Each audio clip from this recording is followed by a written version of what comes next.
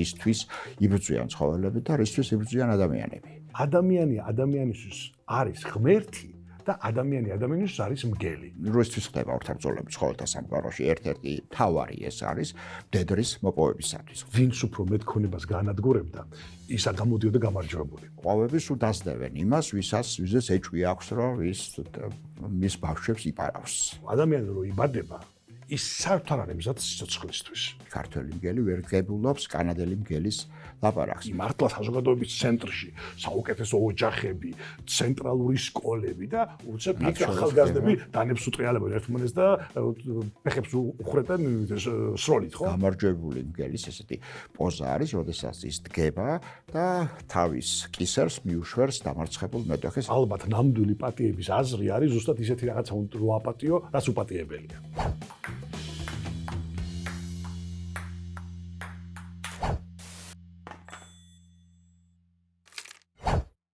რა არის კონფლიქტი ცხოველთა სამყაროში?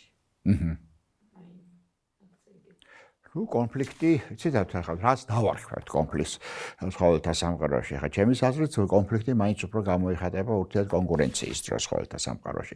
ახლა ნადირობას კონფლიქტს ვერ დავარქვათ, იმიტომ რომ ეს არის საკვების მოპოვება, ასე რომ ძირითადად მაინც ეს არის ჩემის აზრით კონკურენცია. ადამიანთა სამყაროში კონფლიქტი ეს არის დაძაბულობა და ამ დაძაბულობის ვერ გადაჭრა, შეიძლება ასე ითქვას, სტანდარტული ფორმებით რაღაცა სიკეთის თაობაზე. აი რა არის ეს სიკეთე, ხო? ამაზე შეიძლება დისკუსია. ეს სიკეთე შეიძლება იყოს მატერიალური, შეიძლება იყოს არამატერიალური. კონფლიქტი სამყაროს მოწყობის აუცილებელი პირობაა თუ ამ სისტემის გაუმართალობა? არა, კონკურენცია, თუ არის კონფლიქტი, თუ განვიხილავთ როგორც კონკურენცია ეს გახლავთ ევოლუციური პროცესი, რომელიც ხელს უწყობს სახეობის ჩამოყალიბებას და მათ განვითარებას. იმიტომ რომ ყოველთვის არის, თქვათ, შეჯიბრი უკეთესობისკენ, ანუ უკეთესი უნდა გახდეს, რომ შესაბამისად მიიღო ის სარგებელი, რაც შესაძლებელია კონდეს რაც შეიძლება მეტი რო კონდეს ესეთი სარგებელი. ეს კონკურენციით გამოვლინდება ხოლმე. ფაქტია, რომ ეს კონფლიქტი მხოლოდ ადამიანურ სამყაროზე არ ვრცელდება და მაღალი ალბათობით თუ დასრულდება კონფლიქტი, ასევე დასრულდება სიცოცხლე სამყაროში. რამდენად სწორები ვართ ბატონ ზურა, როცა ადამიანის განსაკუთრებულ სისასტიკეს ცხოველურს ვადარებთ? აი ამ შემთხვევაში ვწდებით, ნამდვილად ვწდებით, იმიტომ რომ სისასტიკე ესეთი ცხოველებში როგორ შეიძლება ფაქტიურად სისასტიკეს ვერ დავარქვათ იმას, რასაც ისინი გამოიყენებენ ერთმანეთს. აი თუ მაგალითად ისე კონკურენციაზე ვილაპარაკებთ, აქ ძალიან დიდი ნაწილი არის ძალიან ბევრ სახეობებში რიტუალიზირებული არის ეს ყველაფერი და არც კი მიდის იქამდე რომ რაღაცა სერიოზული დაზიანებები მიაყენონ ერთმანეთს. ასე რომ თუმცა არიან გამონაკლისი, სადაც სერიოზულ დაზიანებამდეც მიდის, მაგრამ ძალიან იშვიათად შეიძლება მივიდეს მსხვერპლობებამდე ან და განსაკუთრებით ისეთი ტიპის მსხვერპლობებამდე, რომელსაც არანაირი ესეთი ევოლუციური აზრი არ აქვს, რაც ადამიანებში საკუთ ხშირად ხდება. ადამიანის განსაკუთრებული სისასტიკე არის საკუთრივ ადამიანური. ადამიანში არსებობს რაღაც ტიპის შეიძლება ამას ნაკლი ან ნაკლოვანება ან ნაკლულობა დავარქვათ, შეიძლება პირიქით გარკვეული სიჭარბე, რომელიც შეუძლებელს ხდის მის ფიქსაციას და სტაბილიზაციას როგორც ცოცხალი სახეობის. და ყველაზე მძიმე და სასტიკი ძალადობა მომდინარეობს არა მისი ცხოველური ბუნებიდან, არამედ მისი საკუთრივ ადამიანური განსაზღვრებებიდან. ცხოველი რო ყოფილიყავით, რომელი იქნებოდით? ცხოველი რო ყოფილიყავი, რა რთული სათქმელია, იმიტომ რომ ბევრი სხვა, ალბათ მაინც მგელი. რატო? ძირითადად ჩემი ძირითადი ერთ-ერთი ცხოველი, რაზეც მუშაობთ, ის მგელი გახდათ და ამიტომ ძალიან საინტერესოა ჩემთვის მათი ცხოვრება და ძალიან საკმაოდ კარგად უგაცად ვიცნობ ვიდრე სხვა ცხოველებს უფრო ასე რომ ვთქვათ, ასე რომ თუმცა არც ლეოპარდობაზე ვიტყოდი უარს და ალბათ არც ლომობაზე. ცხოველი რო ყოფილიყავით, რომელი იქნებოდით?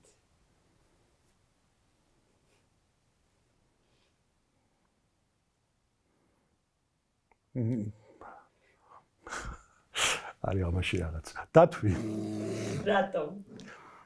რავი, მე მგონი ეს იდეა რომ რამდენიმე თვე გამუნათ ძინავს ძალიან მიმზიდველია ჩემთვის ამ ეტაპზე. დავუწყოთ ამოტრიალებით. ამოვატრიალოთ, ხო? ეს ყველას ესე იგი ვერ დავინახავთ თუ როგორ არის? აჰა, ოკეი, ეს რა დიდია. ასე ვფიქრობ, ცხოველები დაიწყებ? არა, დაიწყე ადამიანები. ადამიანები დაიწყო და ვნახოთ სადამდე რა განსხვავება იქნება. დავიწყოთ ყველაზე ბანალური რამით. ეს არის ადამიანი ადამიანისთვის მგელია. დავიწყოთ კი ბატონო. ეს არის ძალიან ცნობილი გამოთქმა, რომელიც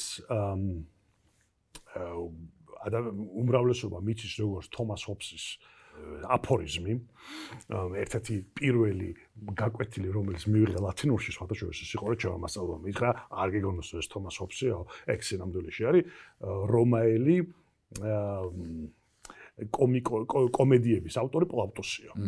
და ეს იმას ნიშნავს, რომ ეს წინადადება პირველად ნათქვამი არის არასერიოზულად.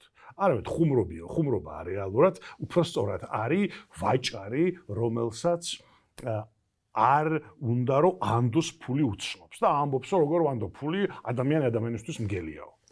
მე ამას თომას ჰობსი სერიოზულად გადაათამაშებს, მაგრამ რაც უმრავლესობამ არის ის არის რომ თომას ჰობსი ამბობს ეგეთ რაღაცას. ადამიანი ადამიანისთვის არის ღმერთი და ადამიანი ადამიანისთვის არის მგელი. ანუ ორივე მართალიაო. იმიტომ რომ მე მგონია, რაც მე გამიგია გლების შესახებ და რაც ვიცი ადამიანების შესახებ, რომ რასაკვირველია ცალკე აღებული ეს აფორიზმი არის ცდარი. კი, აბსოლუტურად. ხო? ადამიანების გარეშე უბრალოდ არ არსებობს, როგორც არსება და მგლებზე შემგვეტყვი. ძალიან კარგად ჩანს, რომ თქვა ეს ადამიანი, ეს აფორიზმი იმ ადამიანის მოგვიანე, რომელიც მგლებს არ იცნობდა საერთოდ, თორე სხვანაირი აზრი წარმოექმნებოდა. ეხლა თავარი განსხვავება რაც არის ხოლმე, ხო? რომ რაც იგულისხმება, თქვა ადამიანი ადამიანს არ დაინდობს, ამიტომაც არის მგელი, ხო? იდეა ეს არის. სინამდვილეში, როდესაც თუნდაც მგლების ორთაბრძოლა ხდება, ძირითადად რიტუალიზირებული ორთაბრძოლაა და ძალიან იშვიათად მიდის არათუ სხვერპლამდე, სისხლამდე კიდე განსაკუთრებით თუ ესი ერთი ხროვის, ანუ ასე ვთქვათ, ერთი საზოგადოების ხდება, ფარგლებში ხდება. თუმცა სხვა მგლებთან ურთიერთობაშიც საკმაოდ ესეთი ფრთხილი ურთიერთობა აქვს, ასე რომ ეს აბსოლუტურად განსხვავებული არის იმისგან, რაც ადამიანებს ახასიათებთ ხოლმე. ხო, რაც შეეხება თვითონ ადამიანების შემთხვევას, ისევ რომ ვთქვათ, იდეა, რომლის მიხედვითაც ადამიანი მარტოა და ყველა სხვა ადამიანი მისთვის პოტენციური საფრთხის წარმომადგენელია, ასევე ღრმად არასწორია, ხო? გესმის, რომ სოციალიზაციის გარეშე ადამიანების საზოგადოებაში უბრალოდ არაფერი ადამიანობა არ იქნება. ადამიანი სოციალური, აღარ მინდა ვიხმარო ცხოველია, მაგრამ ბიოლოგიურად ადამიანიც. მაგრამ ეს არის როგორც ჩანს კულტურის ბედისწერა. კულტურა ზოგადად გვთავაზობს ესეთ ფრაგმენტულ ცოდნის რაღაცა ნამსხვრევებს, როგორც იმას, რასაც ყველა იმახსოვრებს და არავინ არ იმახსოვრებს კონტექსტს, საიდან მოდის, არავინ არ ითვალისწინებს საზრისს, რომელიც ამის უკან იდგა. ხობსიც არ იყო სულელი და ხობსიც ამბობს, რომ ეს მხოლოდ ერთი ნაწილია იმ ჭეშმარიტი მდგომარეობისა, რომელიც აღწერაც უნდა. ასე რომ მოკლედ თლად წარმატებული აფორიზმი ვერ არის. კი, ნამდვილად განსაკუთრებით მგლების მიმართ. რომლებსაც ძალიან საინტერესო, ძალიან რთული სოციალური ორგანიზაცია აქვს და არა მარტო სოციალური ორგანიზაცია, მათ აქვს ძალიან რთული ტერიტორიული სტრუქტურაც კი. ასე რომ ძალიან ბევრი რამე შეიძლება ვისწავლოთ მათგან. მაგალითად, იგივე მათ აქვს ეგრეთ წოდებული ბუფერული ზონები, რასაც რანდევუ საიტები დაარქვეს, სადაც ფაქტურად კონფლიქტი არ ხდება მგლებს შორის, სადაც ისინი შეიძლება შეხვდნენ, მათ შორის მათმა ლეკვებმა შეიძლება ესეთი თავისუფლად ითამაშონ იმის გარეშე, რომ მათ არანაირი საფრთხე არ ემუქრებათ, ასე რომ ძალიან საინტერესო სტრუქტურა აქვს. სადაც შემდეგი? კი, გადავიდეთ შემდეგზე. ეს იყო შერიგება ცხოველებში და ადამიანებში. ოკეი. დაიწყებ თუ? მოდი დაიწყება შენ და როგორი გიდებიან ცხოველები საინტერესოა. ცხოველებში ცოტა ასეთი ისე განმარტებით, რასაც ჩვენ გულისხმობთ შერიგებაში, რაც არის, ხო? შესაბამისად ეს ცხოველებში არ არსებობს, იმიტომ რომ იქიდან გამომდინარე, რომ გაბუტვაც არ არსებობს ცხოველებში. ნუ შეიძლება იყოს მაგალითად იგივე თუნდაც აი მგლებზე ქონდა მაგალითად ან სხვა ცხოველების შუა ვიღოთ, ხო? იქ გარკვეული კონფლიქტის შემდეგ, როდესაც კონფლიქტი მთავრდება, ისინი ერთმანეთს არ ებუტებიან, ისინი აგრძელებენ ჩვეულებრივად ურთიერთობას და აი არა მარტო იმასთან, აი მაგალითად არის შემთხვევა, მე მქონდა შემთხვევა, როცა მგლებთან მუშაობდი, როდესაც ერთი მგელი თავს დამესხა, ცოტა ხნის შემდეგ ისევ ჩვეულებრივად მოვიდა ჩემთან, ასე რომ შერიგება მათთან ნაკლებად არის გამოხატული, იმიტომ რომ უბრალოდ აი გაბუტვაც არ არსებობს კონფლიქტი, ეს არის ურთიერთობის გარკვევა და ეს ურთიერთობა უბრალოდ რაში წარმოიქმნება და რისთვის არის საჭირო, ძალზე საკითხი არის ხოლმე, მაგრამ რეალურად ისინი არც ებუტებიან და არც ურიგდებიან ერთმანეთს. ეს ალბათ ერთ-ერთი განსხვავებაა, იმიტომ რომ ადამიანებში გაბუტვაც ხშირია და მეგორი გაბუტვა უფრო ხშირია ვიდრე შერიგება. სხვადასხვა ეს საინტერესო ჩვენ ერთად უკვე მოგვიჭედა დაწყება, ხო? კონფლიქტი უკვე ვიგულისხმეთო დაიწყო და ეხლა უკვე ვრიგდება, ხო? არაფერი, არანაირი პრობლემა. გააჩნია ალბათ კონფლიქტის მოდალობას და ამ შერიგება აუცილებლად გულისხმობს პატიებას, სავარაუდოდ, ხო? და შესაბამისად პრობლემა არის რომელიმე მხარემ რაღაცა უპატიებელი ხო არ ჩაიდინა.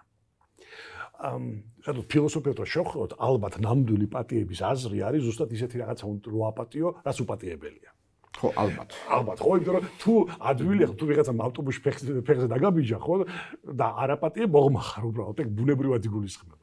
მაგრამ აი აპატიო მაგალითად შენი ახლობლის მკვლელობა მკვლელს, ხო? ეს სრულიად სხვა რეგისტრის აქტია.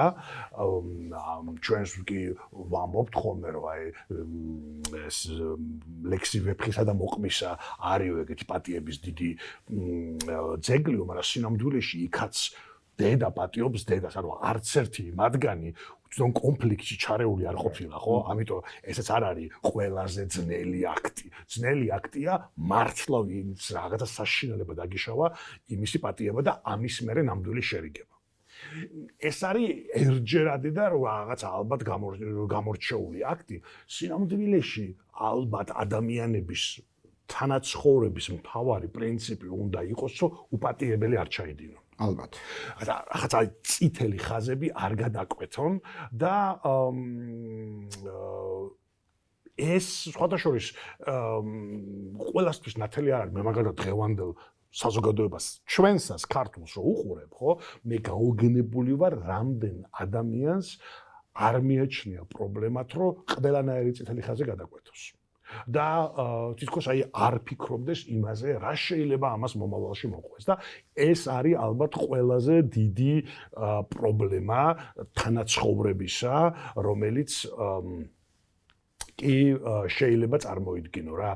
სხვადასხვა არის ამაზე ფანტასტიკური ძველი ბერძნული მითი. სანამ ფილოსოფია არ იყო, მოკლედ ეს მოგეხსენებათ, ეს ფილოსოფია და მეტაფიზიკა მითებში იყო ესე ვთქვათ განსხეულებული და ყველა მითის პრომეთეს მითი.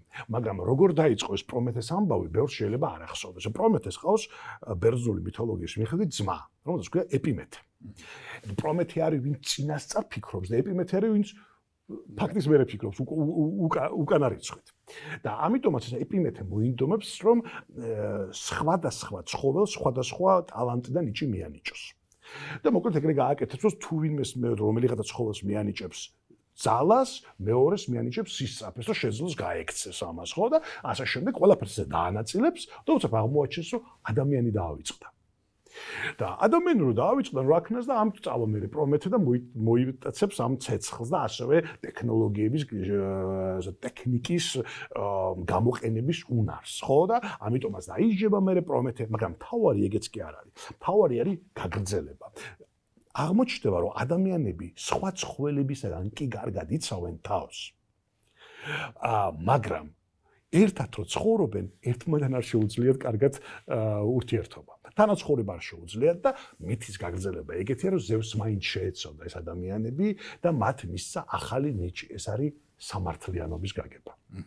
და თუ მანამდე ამ ტექნიკით ტექნოლოგიებით ადამიანები თავს იცავდნენ სხვა ცხოველებისაგან, თანაცხოვრებისთვის მათ დაჭირდათ სამართლიანობის იდეა, ხო? ანუ ისი იდეა, რომ მე და შენ კონფლიქტი რო გვაქვს, გვჭირდება რაღაც დამოუკიდებელი, რასთან მიმართებაშიც შენ შეგვიძლია ეს კონფლიქტი გადავწყვეტოთ. რაღაცა ტიპის ნორმა.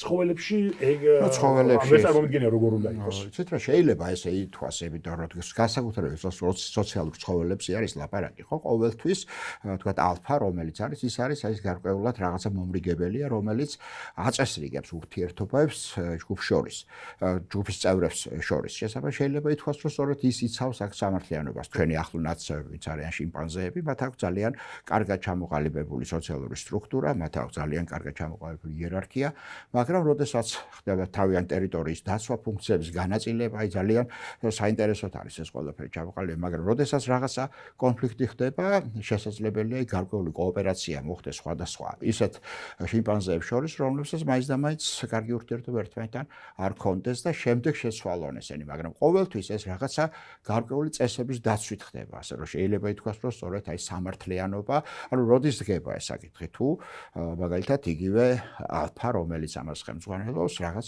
უსამართლოდ ასე ბჭყალებში, ახლა ეს სიტყვები ძალიან ეს არის ანთროპოგენური არის ცხოველებში, როგორც წესი ამას არ ხმარობთ ხოლმე, როცა ცხოველებს ველაპარაკობთ, განსხვავებული ტერმინოლოგია გვაქვს.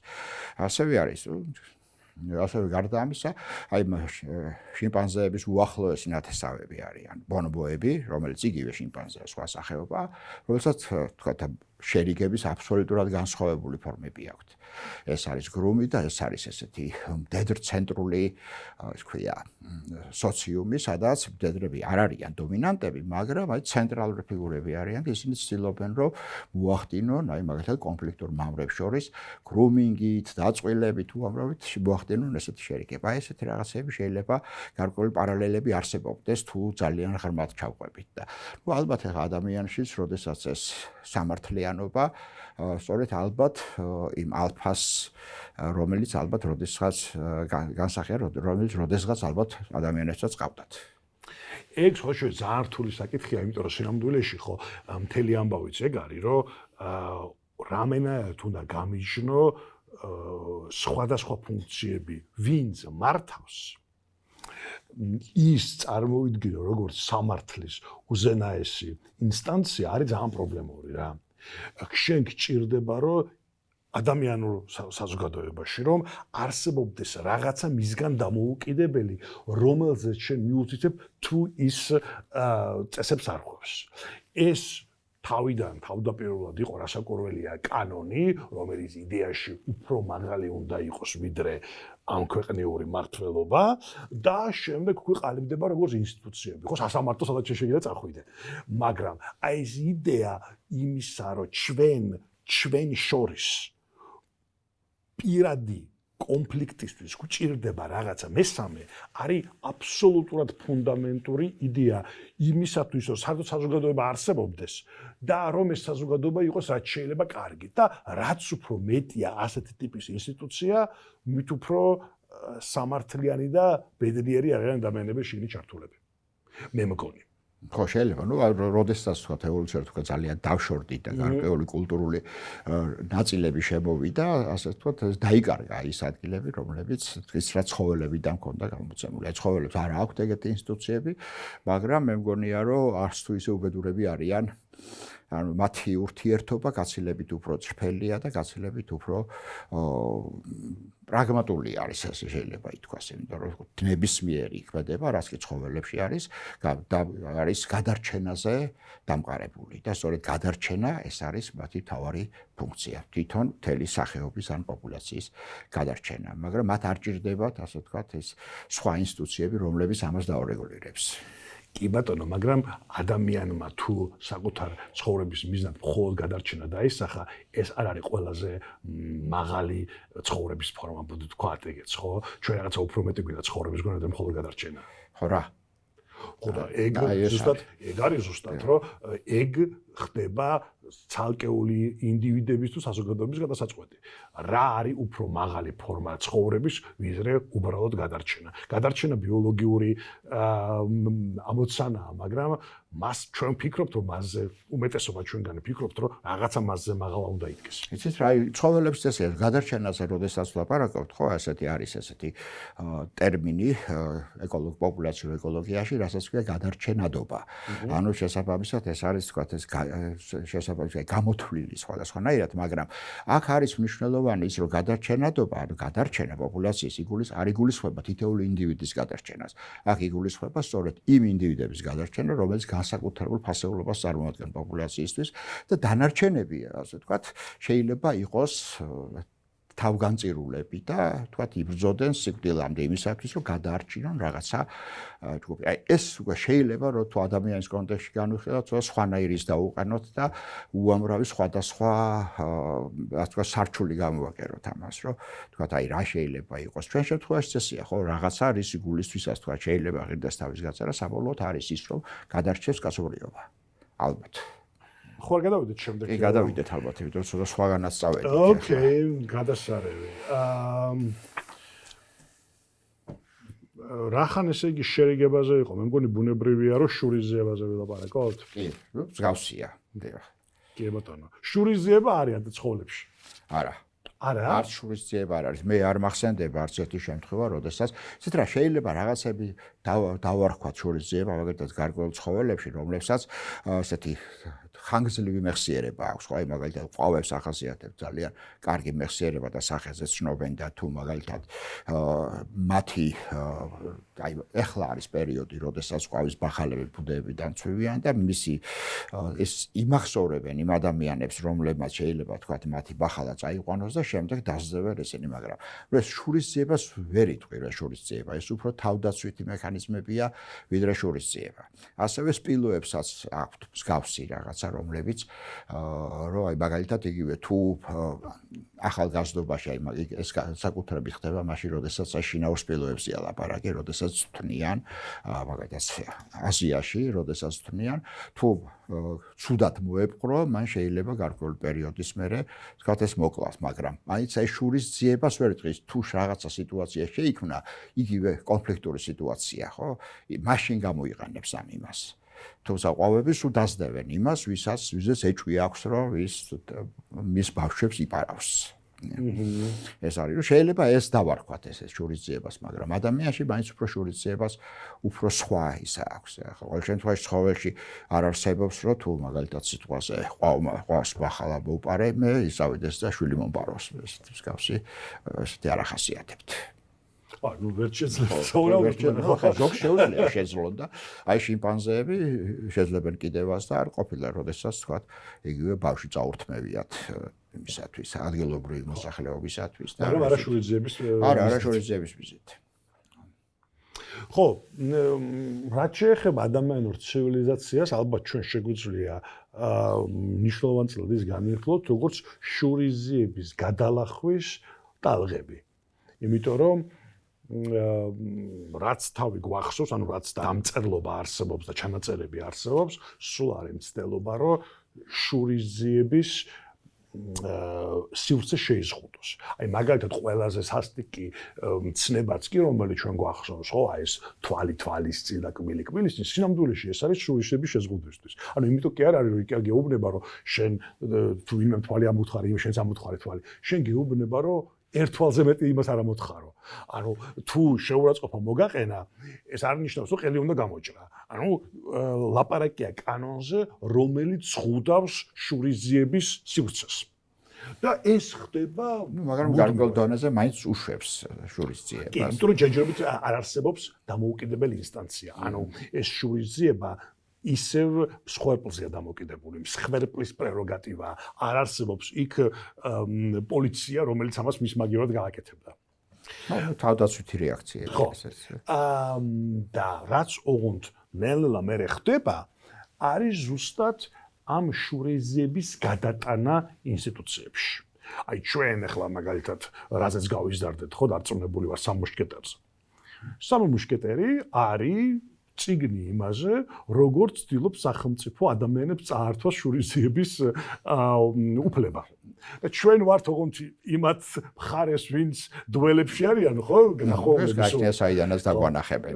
და ნუ რასაკვირველია ეს გმირული ეთოსი მოგწონს, ეს რაინდული ეთოსი, მაგრამ სინამდვილეში სახელმწიფო რას ცდილობს? სახელმწიფომ აკრძალა დუელები, იმიტომ რომ ჩვენ ვხედავთ რა სისულელეების გამო ხოცავენ ადამიანები ერთმანეთს. ერთი მეორეს დაეჯახა, არა ცხვირსახოც დაუვარდა და ამის გამო უნდა რაღაცა გაუჭერენ ერთმანეთს დაშნები, ხო?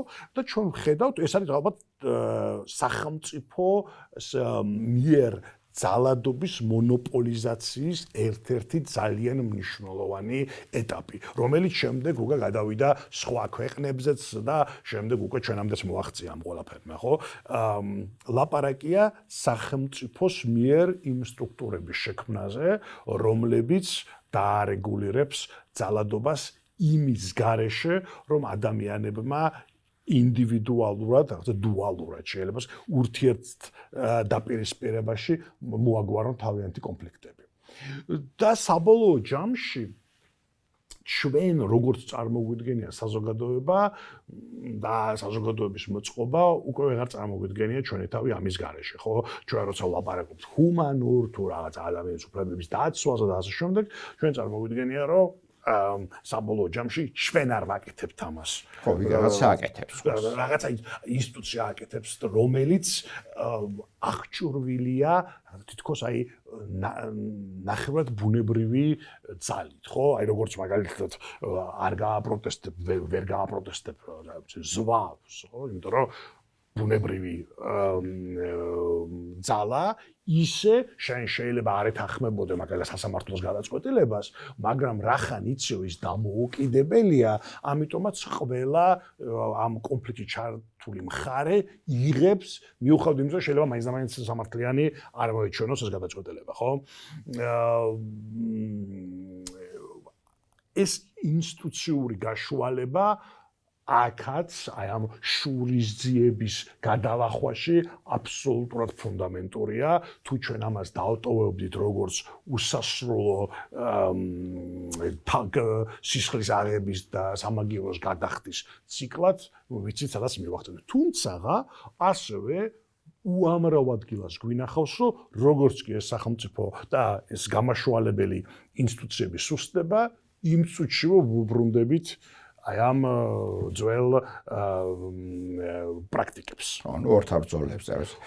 ორთაბრძოლები რა თქმა უნდა ცხოველებშიც დამახასიათებელია, თუმცა იქ არსებობს ესეთი რასაც ქვია, ესეთი ქცევის რიტუალიზაცია, როდესაც ძირითადად ეს ორთაბრძოლები მაინც რიტუალურად გამოისახება, განსაკუთრებით როცა ერთ სახეობის შიგნით ხდება და ის არ მიდის ხოლმე ესეთ სერიოზულ სისხლის ხრამდე ადამიანის განსხვავებით. შესაბამისად, მათ არ ჭირდებათ დამატებითი ინსტიტუცია თვითონ, აი მაგალითად იგივე აღწერილი არის, როდესაც ორი მგელი არკვევს ურთიერთობას, ხო, შესაბამისად გამარჯვებული მგელის ესეთი პოზა არის, როდესაც ის დგება და თავის კისერს მიუშვერს დამარცხებულ მეტოქეს, რითაც ის აღზრობინებს, რომ მე იმდენად ძლიერი ვარ და ასე თქვა ადამიანების ენაზე ვთარგმნოთ, რომ ვერც გაბედავრო შემეხო და ეს ძალიან ეფექტურად მოქმედებს. აი ესე მთავრდება თქვა იქ.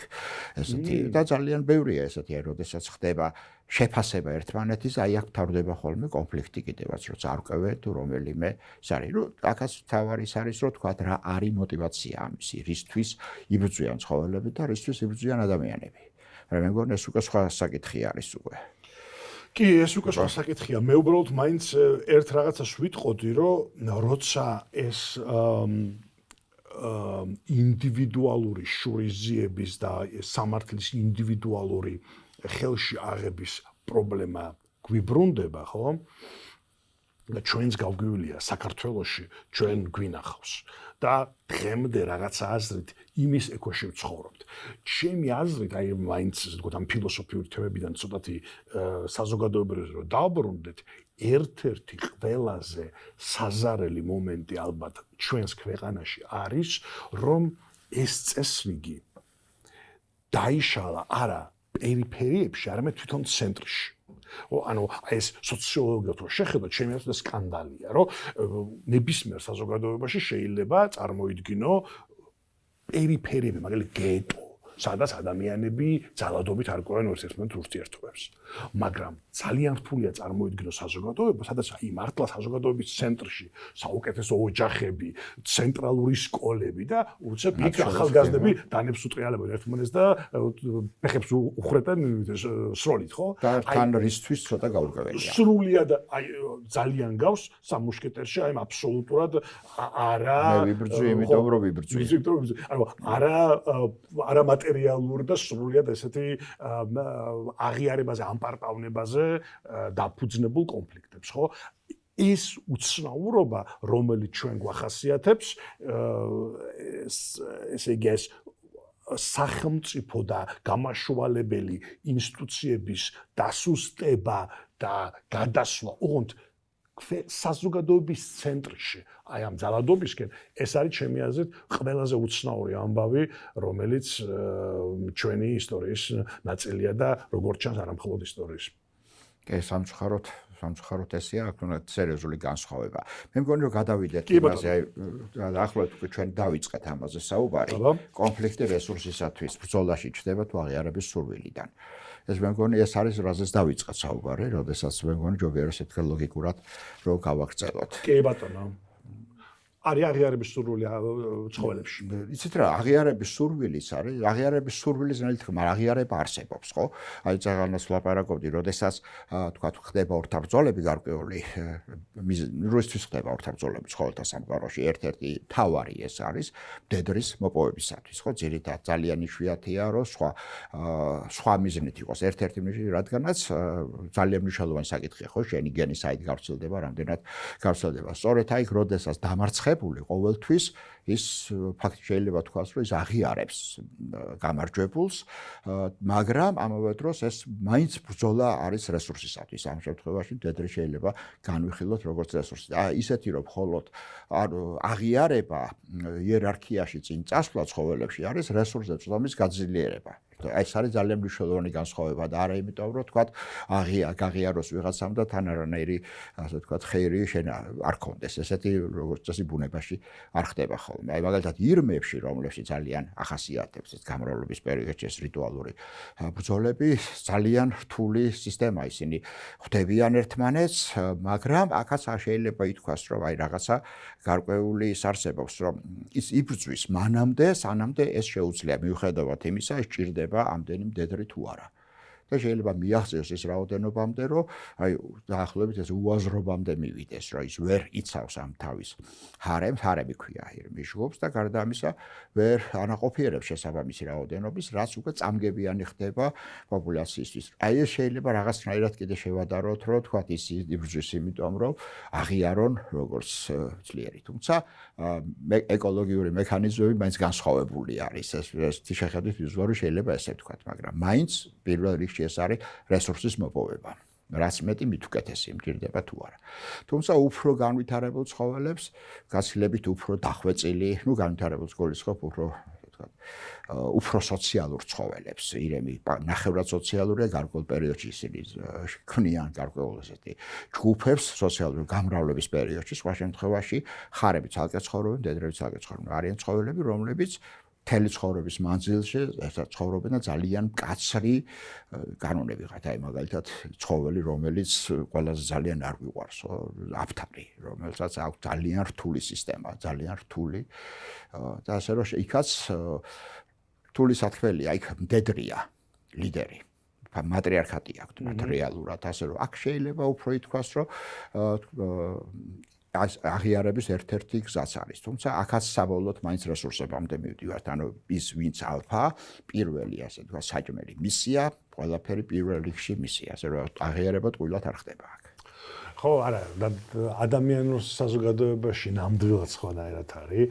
ამის არის ყველაზე ფანტასტიკური ფორმა არის სამხრეთ ინდიელების თუ ჩრდილოეთ ინდიელების გვევარ ვიხსენებ, მაგრამ ყოველ შემთხვევაში ესეთი პრაქტიკა იყო იქ, რომ ბელადები ერთმანეთს რო უპირისპირდებოდნენ, უპირისპირდების დასადასტურებლად ჭირდებოდა საკუთარი ქონება გაენადგურებინა და ვინც უფრო მეტ ქონებას გაანადგურებდა, ის გამოდიოდა გამარჯვებული. ანუ სინამდვილეში არის ფანტასტიკური მაგალითი რესურსი და აღიარება, როგორც ცილდება ერთმანეთს ადამიანის საზოგადოებაში. ხო, იმიტომ რომ არარაციონალურია. ეს არის განადგურება, გაცემა, უარის თქმა იმაზე, რაც თითქოს უნდა იყოს ბელადობის მთავარი მომხიბვლელობა. ხო, რატო გინდა რომ ბელადი გახდე? იმიტომ რომ უფრო მეტი რესურსი გაქვს, მაგრამ სამდროში ბელადი რო ხარ, ნიშნავს რომ უფრო მეტი რესურსის განადგურება მოიწყვება. შეგიძლია წვდომა მაგას, მაგრამ ძალიან ხშირ შემთხვევაში იგივე თუ აღიარებას ჩავთვლით რაღაცა გარკვეულ თანამდებობამდე, ახაც რესურსზე წვდომა არის, ხო, რაც უფრო მაღალი თანამდებობა, უფრო მეტი შესაძლებლობები გაქვს გარკვეული, ну რესურსი გულისხმობა ყველაფერი აბსოლუტურად. ამაზე და არა მატერიალური მარტო. მაგრამ ნუ ერთ-ერთი ახლა ძალიან მნიშვნელოვანი ფილოსოფიური მითი შეიძლება ასე ითქვას, უფრო მნიშვნელოვანი ვიდრე თომას ჰობსის, რომელიც თანამდებობა ახსენეთ, არის ზუსტად ეს, რომ ადამიანის ტრანსფორმაცია ცხოველიდან სხვა არსებაზე ხდება ზუსტად ამ აღიარების გავლით.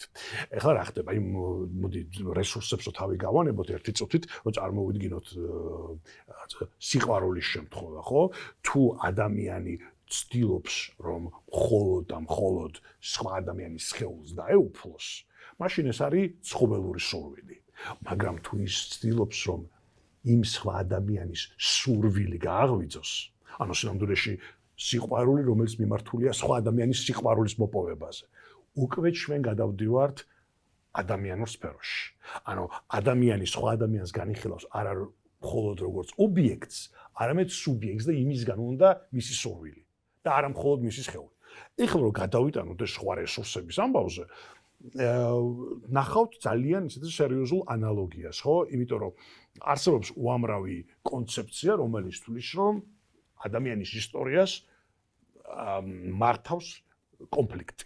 მაგრამ რის თაობაზეა ეს კონფლიქტი? ერთი არის რომ მატერიალური რესურსების თაობაზე, მაგრამ მეორე ახსნაა რომ სტატუსის აღიარების. ყველაზე ბუნებრივი ამბავი იქნებოდა რომ გვეთქვა რომ ორივე ერთიც მნიშვნელოვანია და მეორეც მნიშვნელოვანია. მაგრამ ჩვენ და სამწუხაროდ არსებობენ ფილოსოფოსები, რომლებიც ამბობენ რომ კი ორივე, მაგრამ უფრო მთავარი მაინც აღიარებაა. ანუ მატერიალური რესურსებიც კი სხვა არაფერია თუ არა შედეგი ამ აღიარებისა და სინამდვილეში საზოგადოების მოწყობა თუ გვინდა სამართლიანად პირველი პრინციპი უნდა იყოს თანასწორი აღიარება საზოგადოების ყველა წევრის და ამ აღიარებაში უკვე ჩაწერილი იქნება მე ის მატერიალური რესურსების რედისტრიბუცია თუ გადანაწილება თუ ასე შემდეგ, რომელიც საჭიროა იმისათვის, რომ თითოეულმა წევრმა იცხოვროს ადამიანურად, ხო? ეს ძალიან სერიოზული თემაა თანამედროვე პოლიტიკური ფილოსოფიაში, შესაძლოა პირდაპირ ადამიანის ცხოველის მიმართებას არ უკავშირდება, მაგრამ დღემდე ეს იდეა, რომლის მიხედვითაც სამართლიანი საზოგადოებისათვის ბევრად უფრო მნიშვნელოვანი აღიარება ვიდრე მატერიალური რესურსები, უпроსოდ აღიარება საფუძვლად უდევს ყველაფერ დანარჩენს, ეს იდეა სერიოზულად ცირკულირებს საზოგადოებრივ დისკუსიაში. კი, აი ნამდვილად ხშირად ხდება ხოლმე ესეთი, როდესაც აი ცხოველებში ხო მაგალითად აღწერილი არის ესეთი შემთხვევა, როდესაც თქვათ შიმპანზე ერთ-ერთ ზოოპარკში ხდებოდა, შიმპანზემ იპოვა რაღაცა ესეთი ქვაბი, ძველი ქვაბი, რომელიც ძალიან დიდ ხმას გამოსცემდა და სანამ ამ ქვაბზე უკრავდა, ის იყო აღიარებული, რომ დანარჩენები ვერ ხვდებოდნენ უბრალოდ რა უნდოდა ამას და არც ართმევდნენ ამას. ამიტომ ეს თვლიდა, რომ თვითონ არის ესეთი ფორმებიც არსებობს თქვათ ცხოველებში, რომელიც შეიძლება დავარქვათ, რომ ეს აღიარების სურვილი არის მას შემთხვევაში, ახლა ქვაბს რესურსად ვერ ჩავთვლით, ხო, იმიტომ რომ ის არც იჭმება და არც არაფერში არ გაბოდგება. მაგრამ ახლა რაც შეეხება იმაზე, აი გრძნობის ცხოველებში ეს ძალიან კარგად ჩანს ყველაფერი, იმიტომ რომ არ არსებობს, აი იგივე მაგალითად ირმებზე, როდესაც საუბრობდიან ნებისმიერ ფილმზე, ტურნირები სწორედ იმისთვის არის, რომ რომელიმე კონკრეტული მდედრში რაღაცა გარკვეული სურვილები გააღვიძოს და სწორედ მაშინ ხდება და სხვანაირად ვერ ხდება ცხოველებში, ანუ ბედრი ირჩევს ყოველთვის მამრს და მამრი მაქსიმალურად ცდილობს, რომ ისევ ადამიანის სცენაზე რომ გადავთანხმდეთ, თავი მოაწონოს. ეს არის ყველგან აბსოლუტურად ცხოველებში და მონოგამებშიც კი, თქვათ ისეთი ხანგრძლივი მონოგამებში, როგორც მგელია, იქაც საწყის სტადიაზე ეს არის, მაგრამ შემდეგ უკვე გრძელდება უკვე ცოტა სხვანაირი ურთიერთობები, რომელიც ძალიან ბევრ ცხოველს არ ახასიათებს ხოლმე, რაც მონოგამებს ახასიათებთ. ასე რომ მე მგონია, რომ რაც ადამიანი შეიძლება ეს ყველაფერი შემდეგ რაღაცა გარკვეული ტრანსფორმაცია მოხდა და შემდეგ მაინც საბოლოოდ მაინც რაღაცა ადამიანის ბიოლოგიური წარსულიდან ამოდის ხოლმე ეს რაღაცები, რომლის შელამაზება და შეიძლება ითქვას, რომ გადათარგმნა ხდება იმისათვის, რომ ჩვენი უპირატესობა დავამტკიცოთ. მესმის, ხო. მე მაინც მგონია, რომ ფუნდამენტური განსხვავება არის ზუსტად ის, რომ ადამიანში არსებობს აუცილებლობა, რომ ბიოლოგიური პროგრამა შეავსოს კულტურულით. ამის გარეშე ადამიანი უბრალოდ ვერ გადარჩება. ადამიანი რო იბადება, ის საერთოდ არ არის მზად სიცოცხლისთვის. მას გადარჩენისთვის ჭირდება უზარმაზარი სოციალიზაციის პროცესი, რომელიც მე რამდენადაც ხვდები ცხოველებში ბევრად უფრო ნაკლებ დროს იკავებს და პლუს ამას სოციალიზაციის პროცესიც ბევრად უფრო ხელოვნურია ადამიანების შემთხვევაში, ხო? ლაპარაკი რაზეა, რომ მაგალითად ადამიანმა ყველაზე მნიშვნელოვანი უნდა ისწავლოს ენა. ანუ უნდა თავისი ყველაზე უშუალო მოთხოვნილებები, ემოციები გააშუალოს რაღაცით, რაც სრულად უცხოა მისთვის. და ჩემი აზრით, აქ არის ზუსტად ძალიან ფუნდამენტური განსხვავება ადამიანსა და ცხოველს შორის, იმიტომ რომ ადამიანი შეძლებას იძლევა, რომ სხვადასხვანაირად მოაწყოს ეს მისი თანაცხოვრება და ცხოვრება განსხვავებით ბიოლოგიური პროგრამისაგან. არა, ეს ბიოლოგიური პროგრამა არ არის, ასე თქვა, დასწავლა. აი ზოგი მეცნიერია, მაგალითად, ის თვლის, რომ კულტურა ეს არის რაღაცა გარკვეული გამოცდილების გადაცემა შთამომავლობისათვის, ხო, რაღაც ესე ძალიან მარტივად რო თქვა, ანუ ის რაც მე ვისწავლე, შემდეგ გადავცემ. აი ცხოველებში ეს ძალიან კარგად ხდება და რაც შეეხება ენას, ხო? აი შეიძლება ითქვას, რომ მაგალითად, იგივე ყვავები რამოდენჯერმე ყვავებშიც, მგლებშიც, დელფინებში, ვეშაპებშიც ისინი სხვადასხვა დიალექტზე საუბრობენ და მაგალითად იგივე ქართველი მგელი, ბჭყალებში ქართველი მგელი ვერ გებულობს კანადელი მგელის ლაპარაკს. არა მარტო, ყმუილს მათ იმზე, არა მარტო მგლები ვერ გებულობენ, აი უბრალოდ ჩვენ რომელსაც ადამიანებს, რომელსაც შედარებით უფრო ცუდი სმენა გვაქვს, გაცილებით უფრო ცუდი სმენა გვაქვს, ჩვენთვისაც კი ძალიან ხილულია ის რა განსხვავება არსებობს ამით. ეს ტრადიციის მიხედვით ხდება. ის სწავლობს, ლეკვები სწავლობენ დედისაგან და ასე შემდეგ, ნაშიერები მშობლებისაგან და ესე ხდება გადაცემა და ჩამოყალიბება ხდება რაღაც გარკვეული საზოგადოების. აი იყო შემთხვევა, როდესაც ყვავები მიგრაციის დროს ერთ-ერთი სოფლიდან გადასახლდნენ ქალაქში და თქვათ მეზობელ ყვავებს და ამათ ერთმანეთს არ ესმოდათ აბსოლუტურად, ისინი სხვადასხვა ენაზე ლაპარაკობდნენ. ასე რომ ესეც ის არის, რა ქვია, არსებობს ესეთი შეხედულებებიც, ასე რომ რაღაცა გარკვეული ტრადიციები და ესენი ცხოველებშიც არის. უბრალოდ აი რამდენად ვიცით ეს ჩვენ. მესმის, მაგრამ ჩემი აზრით, რაც ცხოველების ენაში ვერ იარსებებს, ეს არის გამაშუალებელი საზრისი. და ეხლა შევეცდები, რომ აუხსნა და მითხარი თუ ვცდები. მოკლედ, რასაკვირველია, ცხოველმა შეიძლება თავისი რაღაცა სახეობის სხვა წარმომადგენელს დაუსიგნალოს, მაგალითად არ ვიცი. მზე რო ამოვიდა? მზე? მზე შეიძლება ესეთი არ იყოს მნიშვნელოვანი ესეთი, მაგრამ ხო, გათენება ის კი ბატონო. ეხლა რო წარმოვიდგინოთ ადამიანის შემთხვევაში, რაც ადამიანს შეუძლია, ეს არის არა უბრალოდ სიგნალი მიმართული კონკრეტულ მოვლენაზე, გასაგებია, რომ ზოგიერთ სხვა სახეობასთან ამას ჩვენ ვიზიარებთ. არამედ ამ სიგნალის გაშუალება სხვადასხვანაირად. აი მაგალითად, ადამიანს შეუძლია რომ ვენერას, ხო, რომელიც გამოჩნდება, დაარქვას ან წუხრის ვარსკვლავი, ან ცისკრის ვარსკვლავი, ან კიდევ, ჩვენაც ვიცით ახლა მასამდეში ეგ არის უძინართამზე, ხო? ეგ სამდეში ლექსიდან არის, რომელიც ვენერაზეა, ხო? უძინართამზე, ანუ ჩვენ შეგვიძლია განვასხვაოთ ერთმანეთისაგან ობიექტი, რომელსაც ვლაპარაკობთ და სხვადასხვა საზრისები, რომლის გავლითაც მასზე ვლაპარაკობთ. აი ეს სიმრავლე, ხო? ეს არის ზუსტად კულტურის ყველაზე მნიშვნელოვანი მომენტი, რაც ჩვენ გვათავისუფლებს ჩვენს ცხოველის მიბმულობასთან გარემოსთან.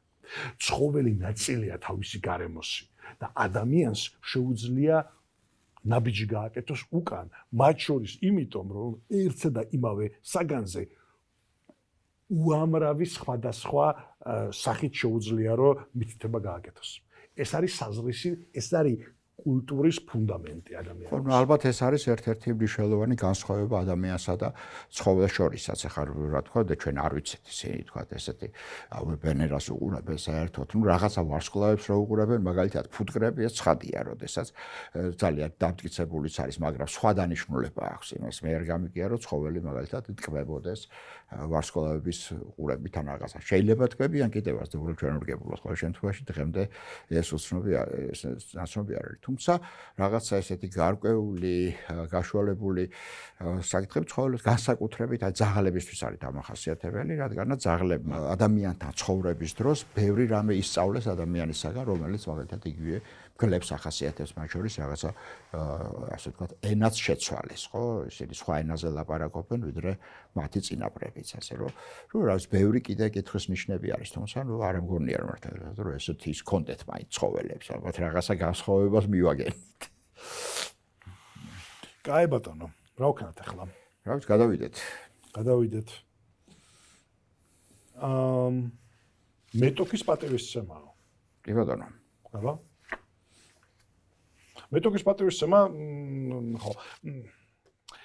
ადამიანებში რაც შეეხება ამ სიტუაციას, მე არ მგონია რომ საზოგადოების პრინციპად მეტოქის პატივისცემა შეიძლება რომ ავიღოთ და ვიტყვი რატო. იმიტომ რომ ეს მეტოქის პატივისცემა ყოველთვის არის ხოლმე პრივილეგირებული და ელიტისთვის. მაგალითად, რა ვიცი, სალადინი პატივისცემდა რიჩარდ ლემბროს და გასაგებია ორი მეფე და რაღაცა გამორჩეული და სიკვდილით აღჭურვილი რაინდი და ასე შემდეგ, ხო? ან კი თუნდაც აუდაკეთლაური და მუცალი, ხო? გასაგებია რომ ორი ძალიან მაგარი მეომარი უშიშარი და ასე შემდეგ. მაგრამ თუ ჩვენ მხოლოდ ამას მივანდობთ პატივისცემას, ხო?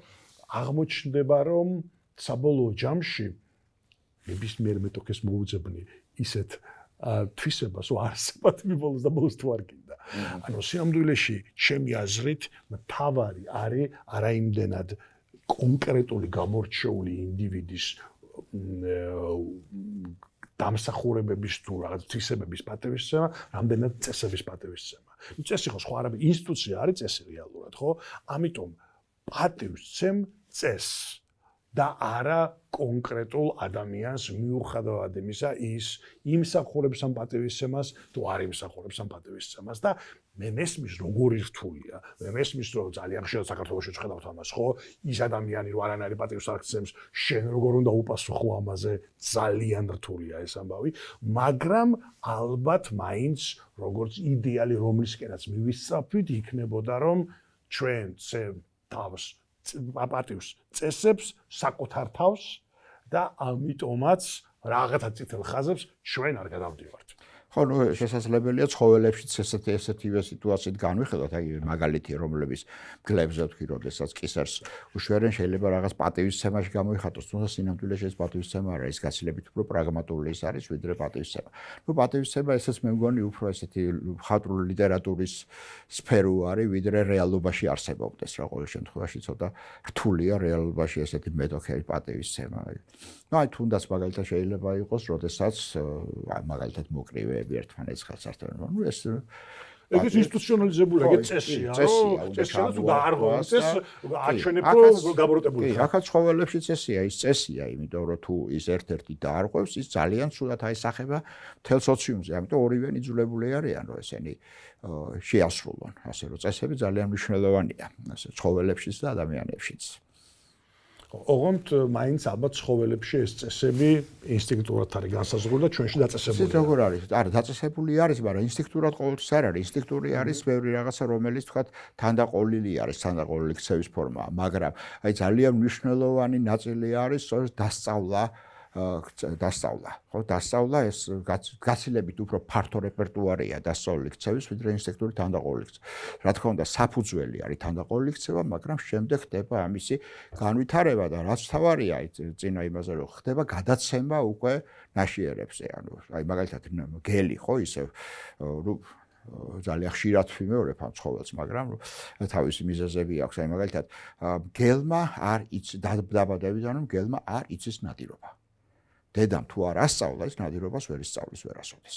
ამიტომ მაგრამ როცა სწავლობს შესაბამისად ის იყენებს იგივე მეთოდებს, რა მეთოდებსაც იყენებდა, მაგრამ შეუძლია განავითაროს, მაგრამ ამასაც გადასცემს უკვე თავის ნაშიერებს და ეს ყალიბდება, ესეც ასე ვთქვათ, მათი ძალიან მნიშვნელოვანი არის. ნუ არიან ახლა სახეობები, მაგალითად იგივე ჩოქელა, რომელსაც მას არ აქვს ცენტრალური ნერვული სისტემა, მხოლოდ რაღაც ისეთი პრიმიტიული აგებული, მათ ამ შემთხვევაში კი არის, მაგრამ აი ესეთი მაღალი განვითარების ცხოველის განსაკუთრებით უმაღლეს ძუძუმწოვრებს და ფრინველებს, სწორედ ეს დასწავლა ეს ძალიან მნიშვნელოვანი ფორმაა ქცევის, რომელიც საშუალებითაც ხდება ადაპტაცია. ეს ადაპტაციები გარემოსთან სხვადასხვა სიტუაციაში ეს ძალიან მნიშვნელოვანია და ისევ ძაღლმა ბევრი რამ ისწავლა, მათ შორის ისწავლა ჩვენი ენა, ხო? როცა ძაღლს ველაპარაკებით რაღაცას ვაძლევთ, მას რამდენად კარგად ესმის სიტყვები ამაზე არ არის, მაგრამ ის არჩევს ერთ სიტყვას მეორე სიტყვისგან, როგორ უნდა შეარჩევს. როგორც სიგნალს, კი. ხო, მაგრამ ჩვენ ვერ ვისწავლეთ ვერაფრით, რას ყებს ძაღლი.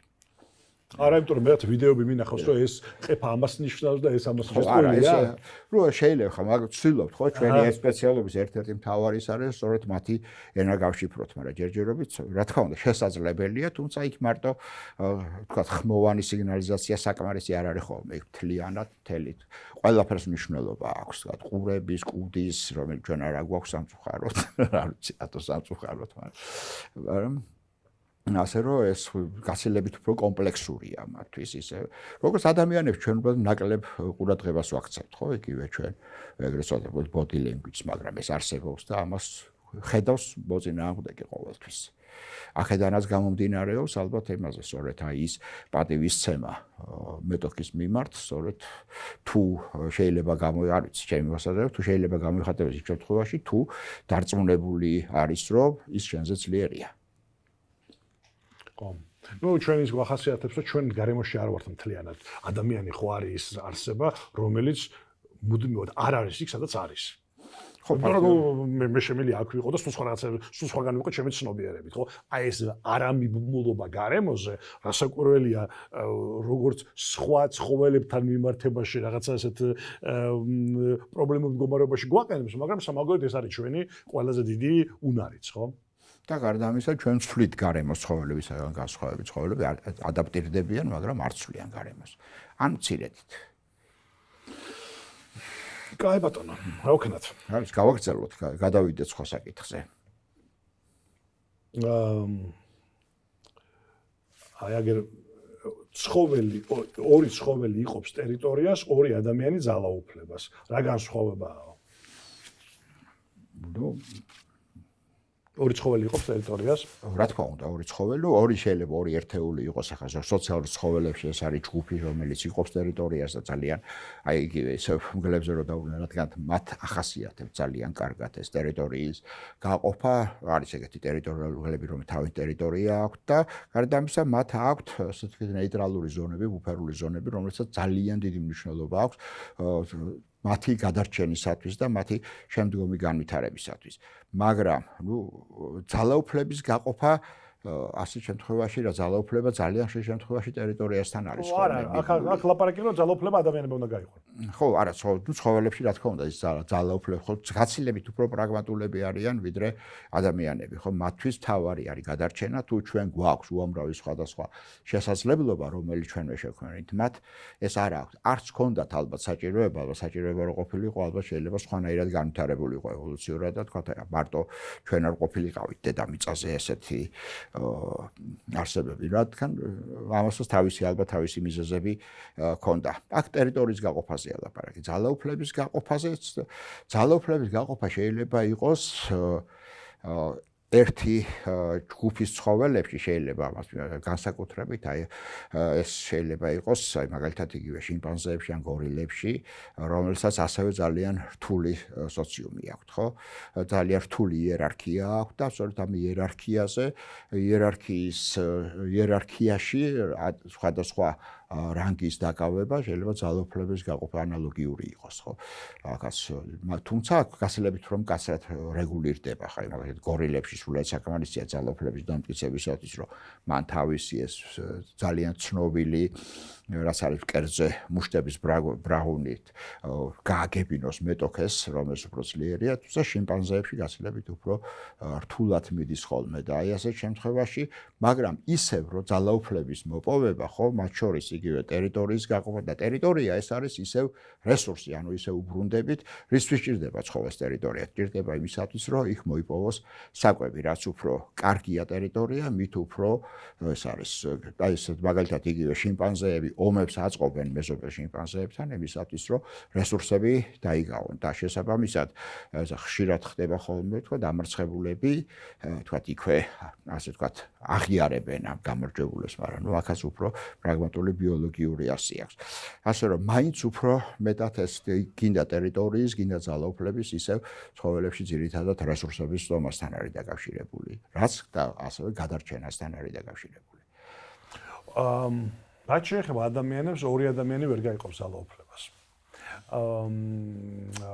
ორი მეფე აუცილებლად გულისხმობს რომ სამოქალაქო ომი იწყება რა სამოქალაქო ომი დაიწყება რაღაცა ტიპის გამონაკლისები კი იყო აი მაგალითად რომში ერთსა და იმავე დროს ორ კონსულს ნიშნავდნენ რა რომელსაც ერთმანეთის გადაწყვეტილებების დაბლოკვა შეეძლოთ ვეტო შეეძლოთ დაედოთ მაგრამ იქაც კი ისე იყო რომ აი ეს ცნობილი ფასცეს ხო აი ეს წკეპლების და ნაჯახის შეკრული რაღაცა ობიექტი რომელიც ძალაუფლებას აღნიშნავდა ერთი თვე ერთს ჰქონდა მეორე თვე მეორეს ანუ იქაც კი ქრონოლოგიად ხო დაბალანსებული იყო ეს ორ მართლობა კიდე ეგეთი შემთხვევა იყო სპარტაში, სადაც ორი მეფე იყო, მაგრამ იქაც ეს მეფეები არ ფლობდნენ სრულ ძალაუფლებას. იქ იყო, რომ საბოლოო ჯამში სხვადასხვა ინსტიტუტები იყო და ეს მეფეები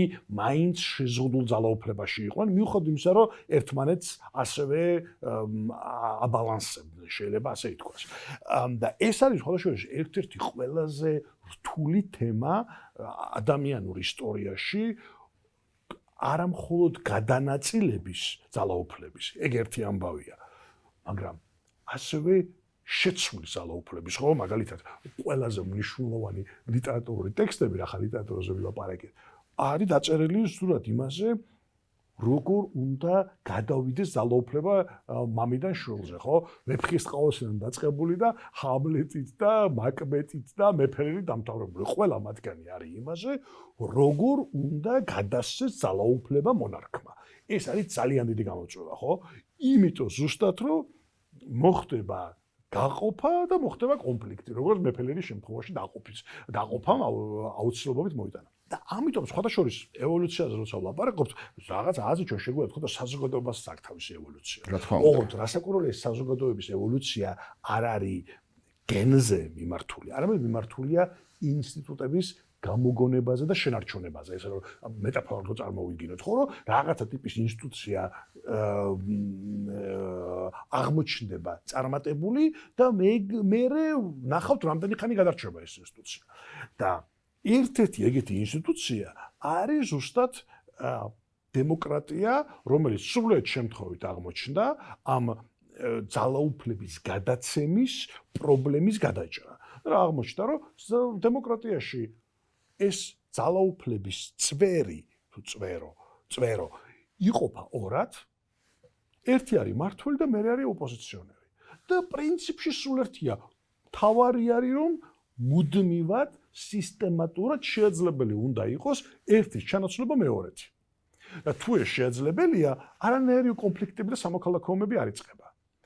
ოღონდ ძალიან მნიშვნელოვანი ამბავი. აქაც თავარი არის არა ის რომ აირჩე, არამედ ის რომ შეიძლებოდა რომ გადაირჩე. ანუ დემოკრატიაში მთავარი არის რომ ერთხელ არჩევნები ჩატარდეს, ეგ არჩევნები პაპისას ტარდება და ის მერე სესხულის ბოლომდე იდეაში მართავს, ხო? არა, უნდა იყოს რეგულარული ინტერვალები, სადაც შეიძლება გადარჩევა. და თუ ეს ხდება, მაშინ აი ძალაუფლების გაყოფის პრობლემა სტაბილიზაცია ხდება ამ პრობლემის, ხო? ანუ ბევრად უფრო ნაკლები შანსია, რომ დიდი კონფლიქტი გამოიწვიო ამ გადაცემის დროს. თუმცა ამ გადაცემის შემთხვევაში ყველა ქვეყანა რაც სამო დემოკრატიული იყოს, მაინც ძალიან მოწყვლადია ხოლმე და ჩვენ ვხედავთ ახლა განვითარებულ დემოკრატიას, რომ აქვთ ეგეთი პრობლემები, ხო? გადაცემის მომენტში. იმიტომ რომ ეს როგორც ჩანს უზარმაზარი პრობლემა, ეს არ არის მხოლოდ რესურსების პრობლემა, ემატება ამას აღიარების პრობლემაც, შეუძლებლობა ძალაუფლება დათმო და შესაბამისად მივდივართ, სადაც მივდივართ, ერთი შეხედვით ირაციონალურ კონფლიქტებთან, რომლებიც სინამდვილეში გამოწვეულია ჩვენი ადამიანობით. ანუ თან ირაციონალურია, მაგრამ თან ღრმად ადამიანურია. და ეგ არის ჩვენი პარადოქსი ასევე, როგორც ცოცხალი არსებების, რომ ჩვენი ყველაზე დესტრუქციული იმპულსები იმდენად ცხოველურობისგან არ მოდის, ამდენად ადამიანურობისგან. ხო, გასილებით ცხოველებში, თუმცა იგენდა სოციალურ ცხოველებში, რომელსაც ძალიან ესეთი კარგი სოციალური ისეთი, იქაც მემკვიდრეობით გადაცემა ძალაუფლების უბრალოდ არ არსებობს. იღებს ის, ვინც ასე ვთქვათ, ყველაზე მეტად იმსახურებს ამ იმას თავისთავად. მე მგონი რაღაც ესეთი პირველყოფილი დემოკრატიასავით აქვთ ეგ ჩამოყოლი. მერიტოკრატია. ხო, შეიძლება ითქვას. ხო, და ასე რომ აქაც ესეა, მაგალითად, აი მგლებში ძალიან საინტერესოა განსაკუთრებით, როდესაც ნადირობას ვყავთ ესეთი შეიძლება თქვა იერარქია, ალფა, რომელიც როგორც წესი, მამრია ხოლმე ან წვილი, ალფა მდედრიც არის და ალფა მამრიც არის, მაგრამ აი ნადირობის დროს ყოველთვის ალფას ფუნქცია არის, რომ გაუშვას სანადიროდ ის წინა პლანზე, რომელიც ყველაზე უკეთესად ასრულებს ამ იმას და ამას ძალიან კარგად არეგულირებენ და ზოგი თან ძალიან რთული სტრუქტურა, ზოგი დევნის ცხოველს, ზოგი სხერფლის საბოლოო ასე ვთქვათ, მოპოვებისთვის არის კარგად მომზადებული. ამას ყველაფერს არეგულირებს ალფა. ესეც ასე ვთქვათ, მართლობითი ფუნქცია არის, თუმცა მათ არ ჭირდებათ რაღაც დამატებითი ინსტიტუციები, რომ ეს ყველაფერი მოაგვარონ. ის არის ხელშეუხებელი, რასაც იტყვის ალფა, ის არის შეუხებელი, ეს ბრჭყალებში რა თქმა უნდა. და შესაბამისად, ამიტომაც შიგნით ხროვაში კონფლიქტები ნაკლებად არის, მაგრამ მასაც თავისი ფუნქცია აქვს. მე მგონი მეტნაკლებად ამ თემის დასრულამდე მივედით. რა იყო შემდეგი? გადავდოთ.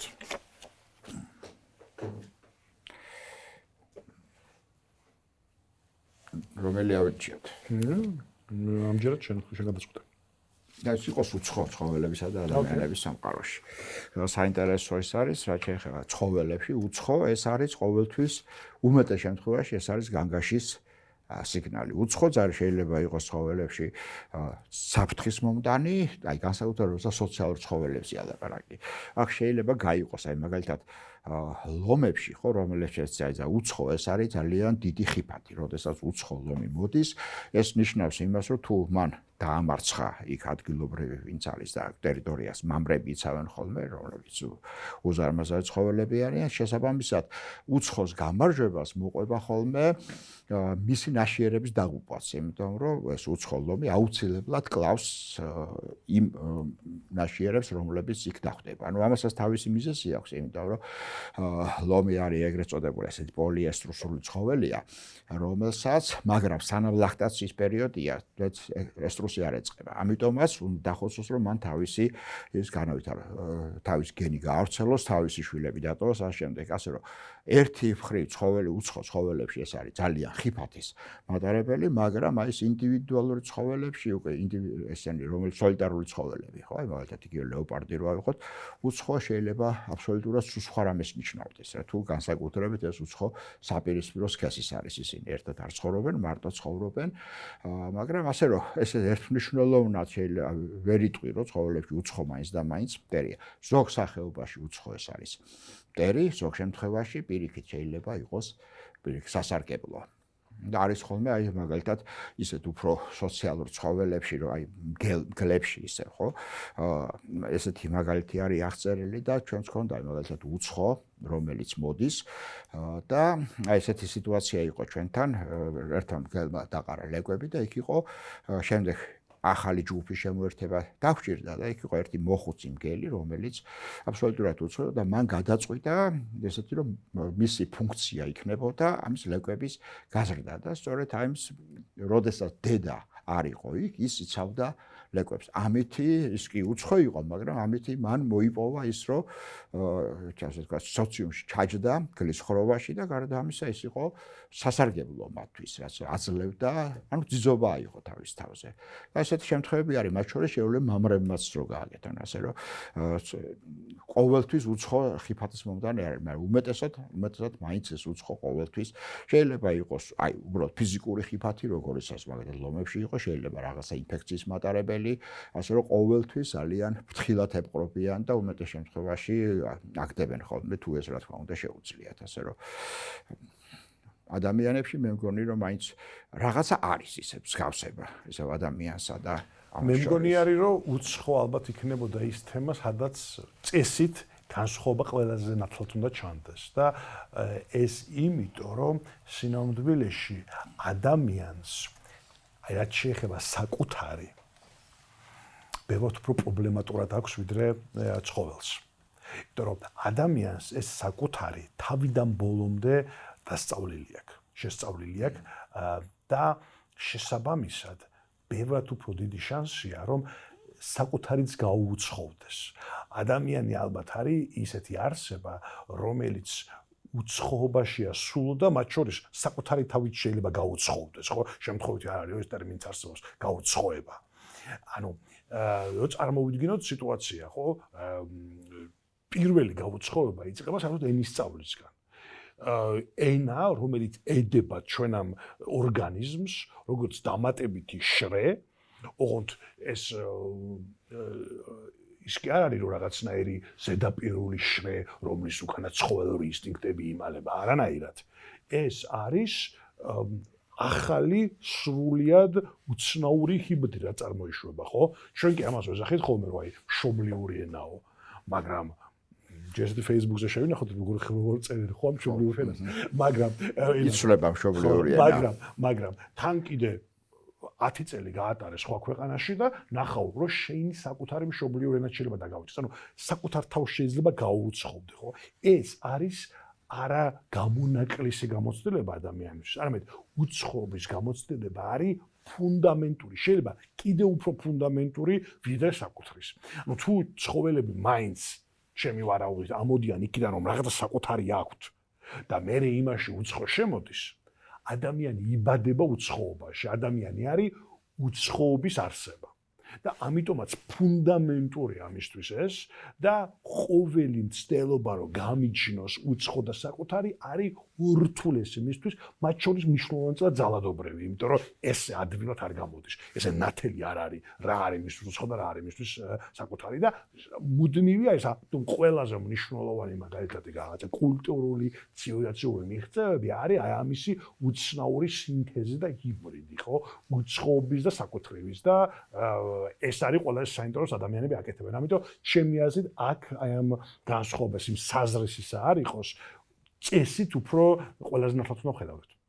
ხო, არ აქვს სერიოზული განსხვავება, უცხო, აი გაუცხოებაზე როდესაც საუბრობთ, აი უცხოს შემოსვლა მაგალითად იგივე პოპულაციაში ან ჯგუფში და გაუცხოება მაგალითად სპილოებს ახასიათებთ ესეთი ქცევა, როდესაც მამრის სპილო ნაშიერი გარკვეულ სქესს რომ მიაღწევს სქესწიფი ასაკ, დედა აგდებს ჯგუფიდან ეს ფაქტიურად აუცხოებს, რომ და ნუ ფუნქცია არის ის, რომ არ მოხდეს იმბრიდინგი, ანუ ახლონაცისაური შეჯვარება. ესეც და უცხოს შემოსვლა მეორე მხრივ ცხოველებში ეს არის ახალი გამეტების შემოტანა, ახალი გენების შემოტანა, რომელიც სასარგებლო არის პოპულაციისთვის ასე. მაგრამ გარკვეული სიფრთხილით უნდა მოეპყროს ამას, ასე რომ ვთქვათ, აი ლომების შემთხვევაში ეს ძალიან ესეთი მძაფრია, თუმცა სხვა ცხოველებში ესეთი მძაფრი არ არის, აი განსაკუთრებით ბონობოებში, რომლებიც ძალიან სიხარულით ღებულობენ ხოლმე, იმას რომ საერთოდ ძალიან ესეთი ნაკლებად აგრესიული საზოგადოება აქვს ბონობოებს და ძალიან საინტერესო საზოგადოება აქვს. ასე რომ ზოგ ცხოველში ეს ხდება, ზოგ ცხოველში ეს ხდება, მაგრამ უცხოს შემოსვლა თუ არ მოხდა პოპულაციაში. ხო, შესაბამისად, იქ დაიწყება უკვე სხვა პრობლემები. მე მგონი ადამიანშიც ესეა, თუ ადამიანი ჩაიკეტა, უკვე შესაბამისად უკვე იწყებს ცვალებადობას, ძალიან ბევრი რამე, რაც იმბრიდინგის შედეგად ვითარდება, ხო? რაც არის ერთ-ერთი თავდაცვა იმბრიდინგისაგან, უცხო შემოსვლა. თუ რამე არის უსამართლო ჩემი აზრით ადამიანის დამოკიდებულების ცხოვრების მიმართ ეს არის თვითონ ტერმინიც ცხოველი, იმიტომ რომ ის აერთიანებს ყველაფერს მწერიდან პრიმატამდე, რაც სრული აბსურდია რა. ძალიან სერიოზული პრობლემაა ჩვენი ეპისტემოლოგიური შეიძლება ასე. ხო, ამ შემთხვევაში ჩვენ უნდა ვიგულისხმოთ ჩვენი უახლოესნაც, უმაღლესი ზუმწავრები, რომლებიც გაცილებით უფრო ახლოს არიან ქცევით. ჩვენი ცოდნა ამ ხრივ მართლა ძალიან მიკერძოებულია ამ კონკრეტულ შემთხვევაში, ეგ უნდა ვაღიაროთ. კი, ნამდვილად. რა თქმა უნდა, ბევრი რამე არ ვიცით ამის შესახებ და ნელა იმედია გავარკვევთ ხოლმე. კაი. აქეთ საერთოდ გადავედით უკვე რატომ არ გახდა კაცობრიობის პირველი ომი უკანასკნელი, ანუ ომზე გადავედით. კი ბატონო. ომი მე როგორც ვიცი, შიმპანზეებშიც არსებობს. კი, არსებობს შიმპანზეებში. დიდი სკანდალია ამაში, მათ შორის ეხლაც მიდის ხო რაცა ომი როგორც მე ვიცი. ხო, აი მაშინ უგანდაში არის ესეთი, რომ ძალიან დიდი ხნის განმავლობაში მიმდინარეობს დაკვირვება შიმპანზეების ძალიან დიდ ჯგუფზე და ხშირად ახსენებს ფაქტიურად ჩვეულებრივი ომია ისინი მათ ყავთ მესაზღვრეები, გარდა ამისა ისინი თავს ესხმიან იქიდან რაღაცას. ჩვეულებრივი ომია, როგორც შეიძლება თქვა ადამიანებს შორის ხდებოდეს. თუმცა ყველა ცხოველებში ესე არ არის.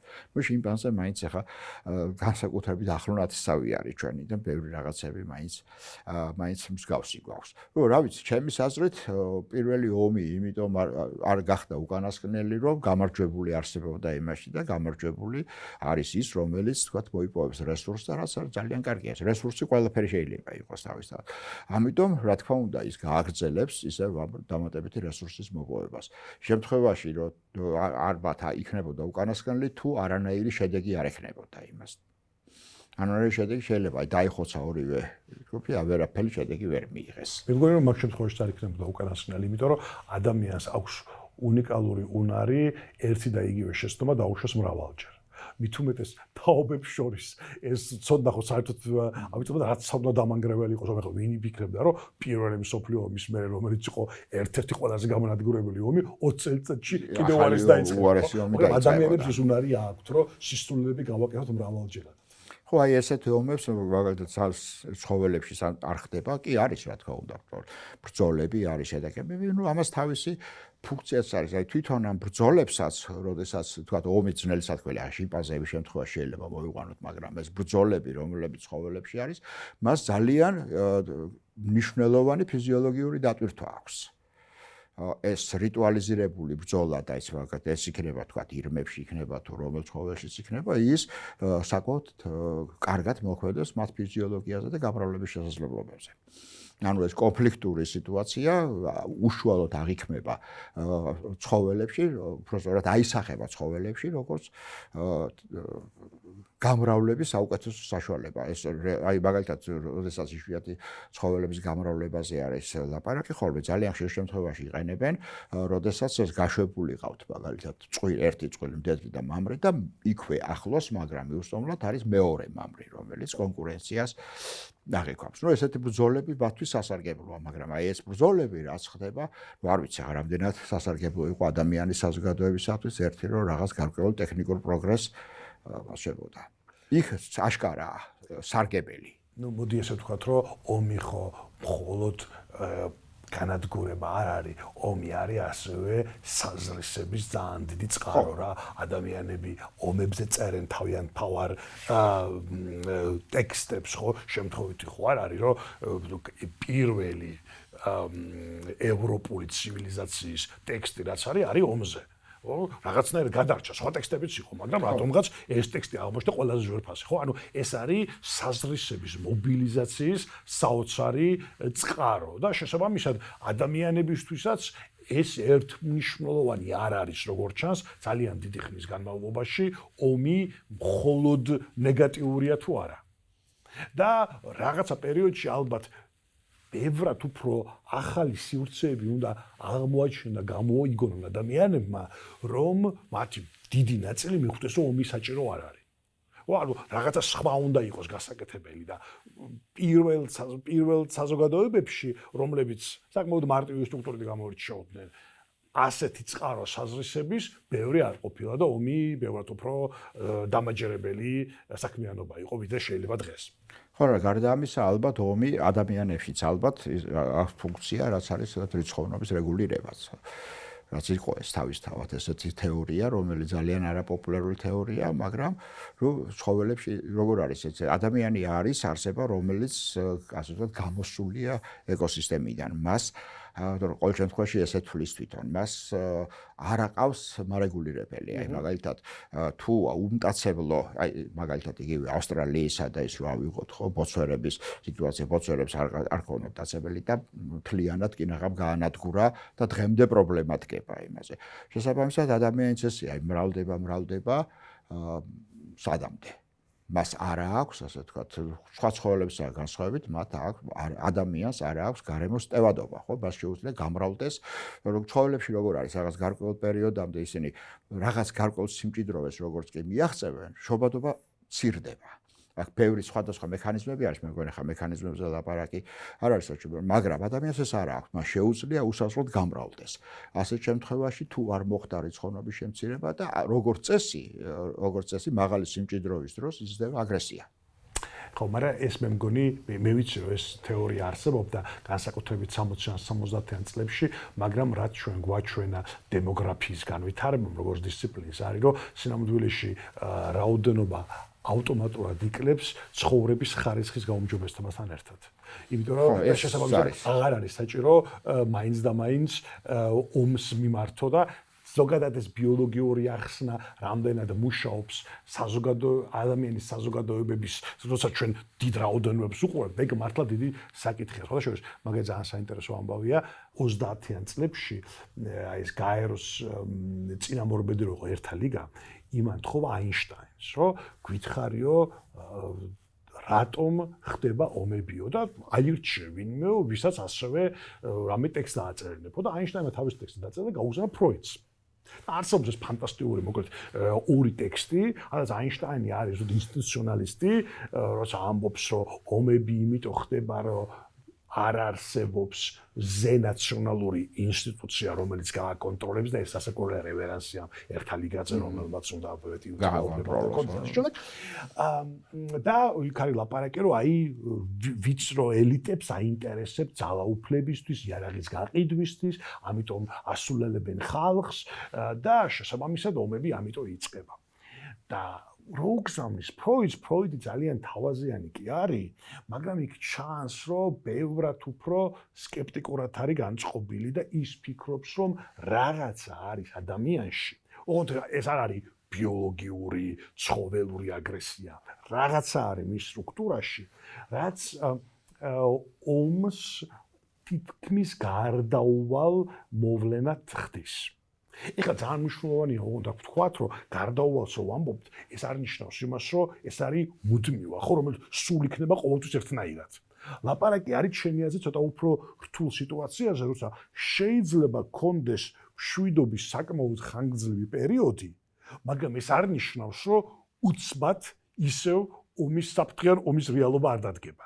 ანუ სინამდვილეში ადამიანის ბუნება თუ ესეთი არსებობს, ისეა მოწყობილი, რომ მის ინსტიტუციები აუცილებლად არ ამყარია.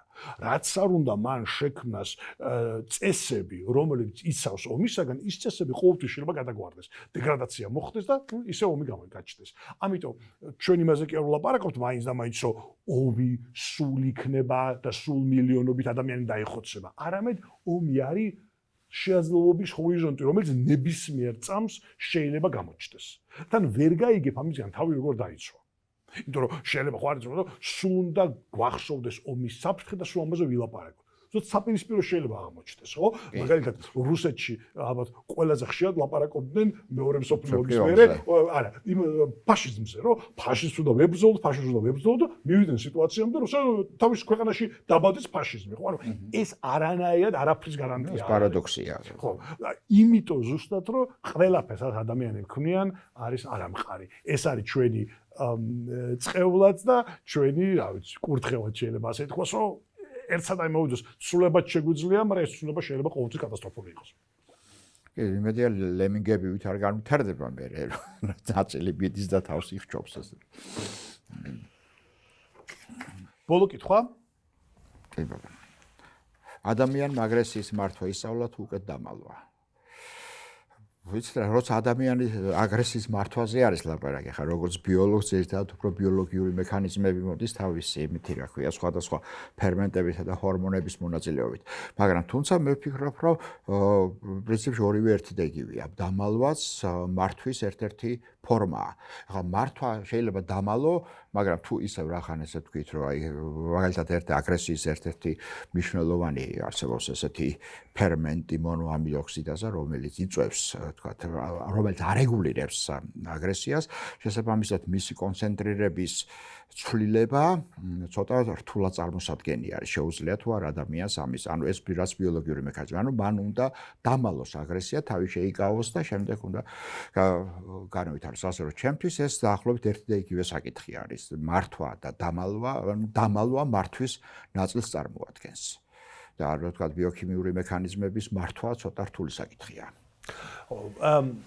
ამიტომ შეიძლება სოციალურ მეცნიერებებში საინტერესო პერსპექტივა იყოს ამაზე, იმიტომ რომ იქ სწავლობენ არა თავისთავად აგრესიას, არამედ მის გამოვლინების, ძალადობას. და იქ ძალიან დიდი დებატებია დღეს ძალადობის რაოდენობა და ხარისხი ისტორიის განმავლობაში იგივე დარჩა, შემცირდა თუ გაიზარდა. ეგ ძალიან სერიოზული თემაა რა. სამივე პოზიციას თავისი წარმომადგენელი ყავს. პირადად მე მგონია, რომ როგორც ჩანს ფიზიკური ძალადობის ინტენსივობა მაინც დაიკლო ისტორიის განმავლობაში. ოღონდ ეს არ ნიშნავს იმას, რომ არ გაჩნდა შეიძლება ითქვას ძალადობის სხვა ფორმები, ხო? რომლებიც შეიძლება მნიშვნელოვანად თვითდისციპლინირების პროცესშიც გამოიყენა ადამიანმა. მე მგონი ვიღაც ბიოლოგი ამბობს ამას, რომ ადამიანმა თავისი თავი მოიშინაურაო, ხო?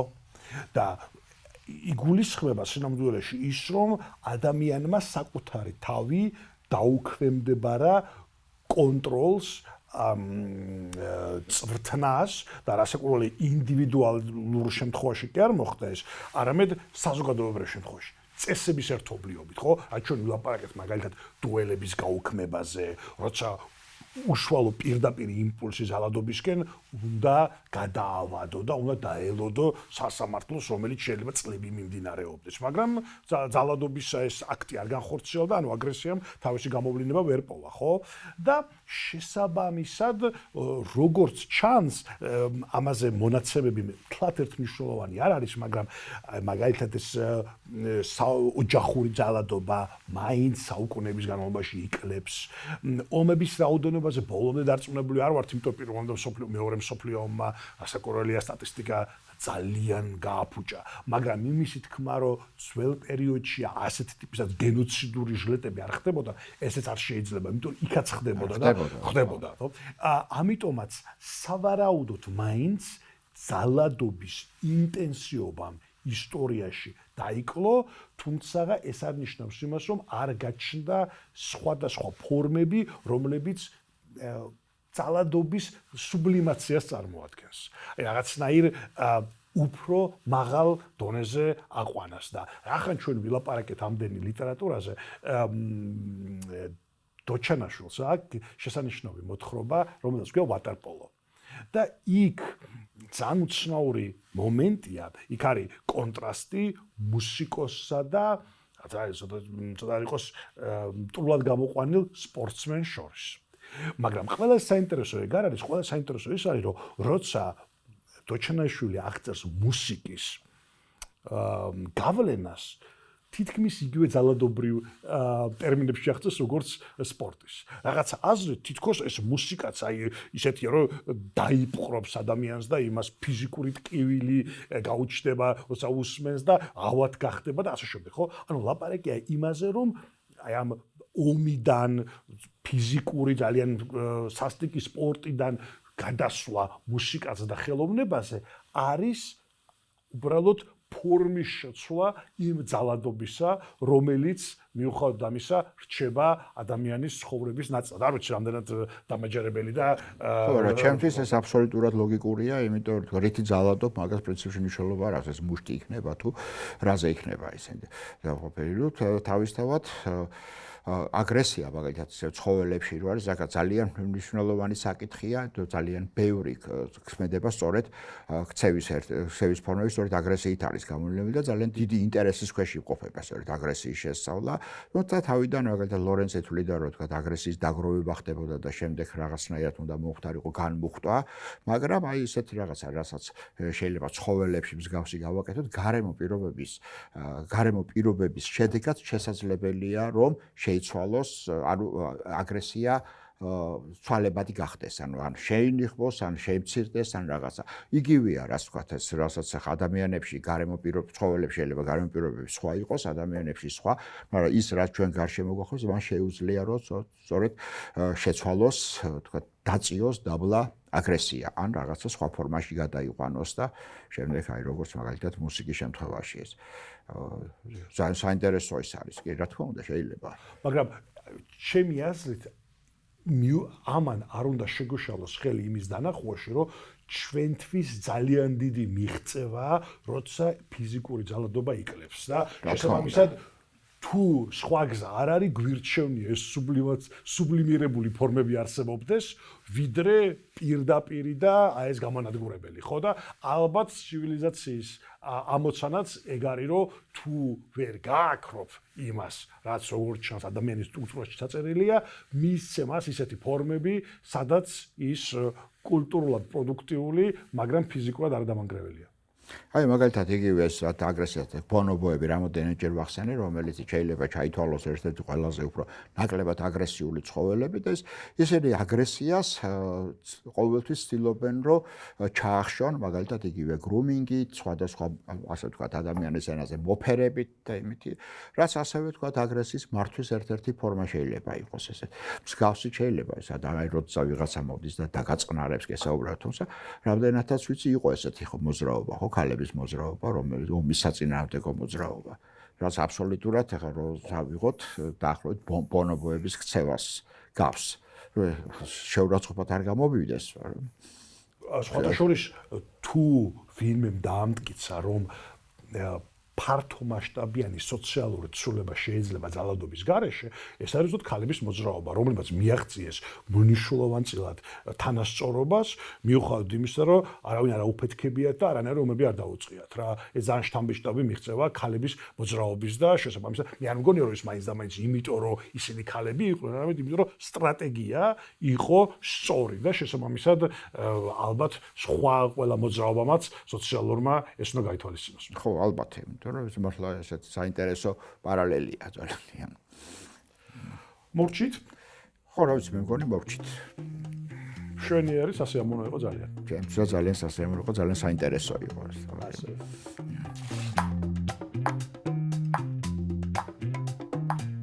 ზურაისაც ჩემი ძალიან ძვირფასი და საყვარელი კოლეგაა და ყოველთვის საინტერესოა მასთან დიალოგი, მით უმეტეს რომ მართლა რადიკალურად განსხვავებულ პერსპექტივებს წარმოადგენდი. და ამიტომ ჩემი აზრით რაღაცა გადაკვეთები საინტერესო იყო,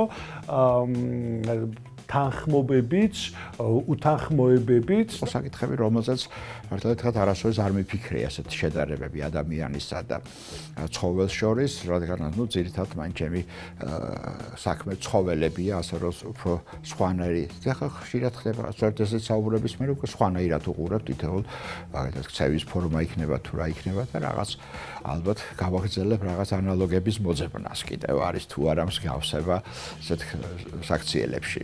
რასაკურველია უსასრულო საუბარია, იმიტომ რომ საბოლოო ჯამში მხოლოდ მეცნიერება, პოზიტიური მეცნიერება ამ საკითხებს ვერ ადგენს. იმის შიგნითაც მუდმივი დებატებია და ეს დამატება ფილოსოფიის იქნება თუ ლიტერატურის თუ ასე შემდეგ, მე მგონი არის რომ არ არის უსარგებლო ამბავი.